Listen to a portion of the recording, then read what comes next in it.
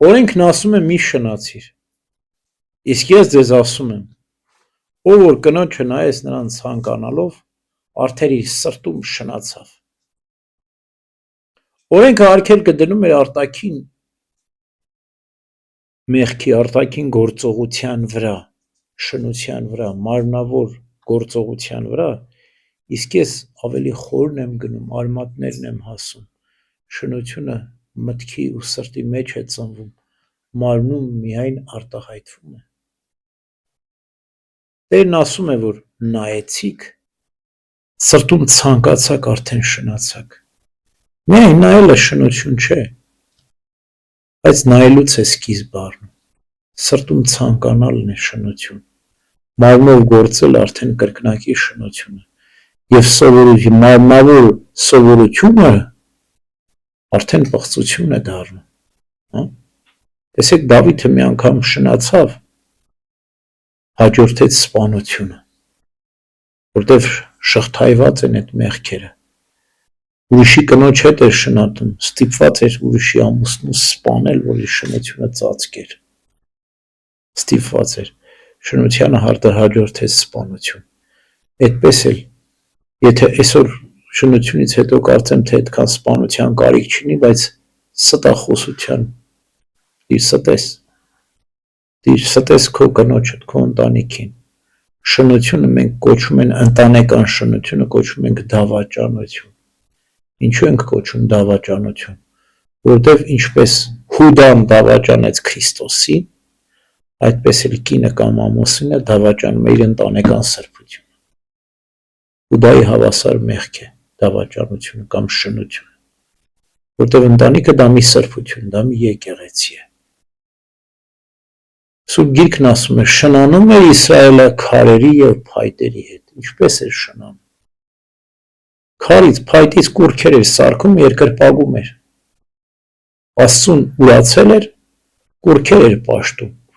այսինքն կռապաշտությունը հավասար էր շնության։ Աստծու դավաճանությունը հավասար է շնության, և շնությունն էլ հավասար է դավաճանության։ Մենք այս տեսանկյունից պետք է նայենք։ Եվ բնականաբար շնությունը սկսվում է սրտում։ Եթե մենք ուզում ենք արմատախիլ անել այդ շնությունը, պետք է սրտից արմատախիլ անել։ Մենք օտար կնոջը չար աչքով չպետք է նայենք։ Սրտում ընդհանրապես Աստծո արարչությունը չար աչքով չպետք է նայենք։ Ավետարանում մեր Տերն ասում է, աչքի տեսածով դատաստան մի արեք, ուղիղ դատաստան արեք, աչքի տեսածով մի գայթակղվեք։ Աստծո արարչությունը այո գեղեցիկ է, կանայք գեղեցիկ է, տղամարդիկ գեղեցիկ են, այլապես Աստծո արարչություն չպետք է լիներ, բայց այդ գեղեցկությունը կանացի կամ տղամարդկային ստեղծված է ոչ թե գայթակղվելու համար, այլ արարածների միջոցով արարչին ճանաչելու համար։ Մենք երբ որ տեսնում ենք, պետք է ճանաչենք,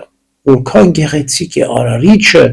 որ այսքան գեղեցիկ արարած է ստեղծել, բայց մենք տեսնում ենք, շնանում ենք Աստծո արարչության հետ, չի կարելի։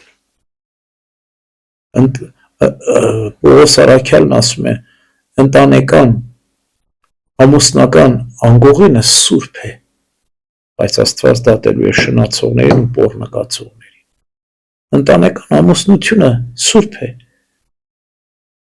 երբ որ մենք սուրբ ենք պահում այն։ Օրինակ օրեր կան, որ անգամ ընտանեկան առագաստն էլ պետք է սուրբ պահել։ Կիրակնամուտ է, շաբաթ երեկո է, մեծ պահքն է, սուրբ օրեր են դրանք, որ պետք է մենք պահքով, աղոթքով անցկացնենք և այդպես հաճելի լինի, որպեսզի մեր ամուսնական անկողինն էլ սուրբ լինի, որտև ցավոք սրտի հնարավոր է նաև ներամուսնական շնություն էլ լինի, ինչպես արտաամուսնական շնությունը կարող է լինել, ասում է Սուրբ Գիրքը, Տաթևացին, այլպես էլ ներամուսնական շնություն կարող է լինել, այսինքն երբ որ դու Աստծո օրենքներն ես խախտում, չափ սահման չես դնում, իհարկե շատ բաներ կան, որ ասում է Տաթևացին, Գուցե ամաչում եմ ասել, որ շատ բաներ կա, որ կին ամուսին պետք է հաշվի առնեն, որ մերձենան իրար։ Ուրեմն ոչ միայն արտամուսնական, նաև ներամուսնական կարգ ու կանոն կա, ամուսնություն իրականում կրքի ցանկության բավարարում չէ, այլ զսպում է։ Կիրքն ու ցանկությունը երբեք բավարարություն չունեն, երբեք չեն հագենում։ Կիրքն ու ցանկությունը հագեցում չունեն։ Ինչքան էլ տաս, ուզում է ու էլի է ուզում, հա? Այվում է ցանկությունը, մենք ասում ենք կրակով, ցանկության կրքով այրվել։ Որքան էլ տաս ինքը ուզում է էլի։ Ասում է ես մի բան տասա, որ սարսափում եմ, զարհուրում եմ, դա վավաշոտ ծերունին է։ Ծերը մարմնով արդեն սպառված է, բայց մտքով, սրտով վավաշոտ է, ցանկասեր է, հա։ Մեղքը թողել է ծերին, բայց ծերը մեղքը չի թողել։ Այսի ամենազարհուրելի բանն է,